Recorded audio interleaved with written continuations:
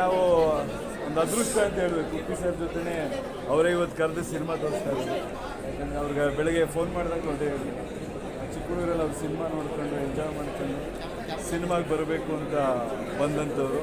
So very happy ಅವ್ರ ಜೊತೆನೇ ಇವತ್ತು ಸಿನಿಮಾ ನೋಡೋವಂಥ ಒಂದು ಅದೃಷ್ಟ ಸಿಕ್ಕಿದೆ. ಆ್ಯಂಡ್ ಏನು ಹೇಳಲಿ ಅವ್ರ ಬಗ್ಗೆ, ಅವ್ರ ಮನಸ್ಸಲ್ಲಿ ಏನು ನಡೀತಾ ಇದೆ, ಅವ್ರ ಮೈಂಡಲ್ಲಿ ಏನಿದೆ, ಸಿಂಬಾಲಿಕ್ಕಾಗೆಲ್ಲ ಹೇಳೋಕೆ ಕೊಟ್ಟಿದ್ದಾರೆ. And as usual Uppi sir picture ಅಂದರೆ ಸ್ಟ್ರೈಟಾಗಿ ಯಾವುದೂ ಇರೋಲ್ಲ, ಅದರಲ್ಲಿ ತುಂಬ ಡೀಪ್ ಅರ್ಥಗಳಿರುತ್ತೆ. ಸಮಾಜದಲ್ಲಿ ನಡೀತಿರೋ ವಿಷಯಗಳಾಗ್ಬೋದು, ಕಥೆನೇ ಸರಿನೋ ತಪ್ಪು ಅನ್ನೋ ಒಂದು ಪ್ರಶ್ನೆನ ಹುಟ್ಟಾಕಿದ್ದಾರೆ.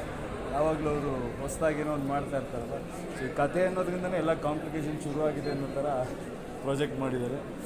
ನಿರ್ಮಾಪಕರಿಗೆ ಒಳ್ಳೆಯದಾಗಲಿ. ಆ್ಯಂಡ್ ಆ್ಯಸ್ ಯೂಶ್ವಲ್ ಎಲ್ಲರೂ ತುಂಬ ಚೆನ್ನಾಗಿ ಹೀರೋಯಿನ್ ಆಗ್ಬೋದು, ತುಂಬ ಸಾಕಷ್ಟು ಜನ ಕಲಾವಿದರು, ರವಿಶಂಕರ್ ಅವರಾಗ್ಬೋದು, ಸಾಧು ಗೋಪಾಲ್ ಅವರಾಗ್ಬೋದು, ತುಂಬ ಜನ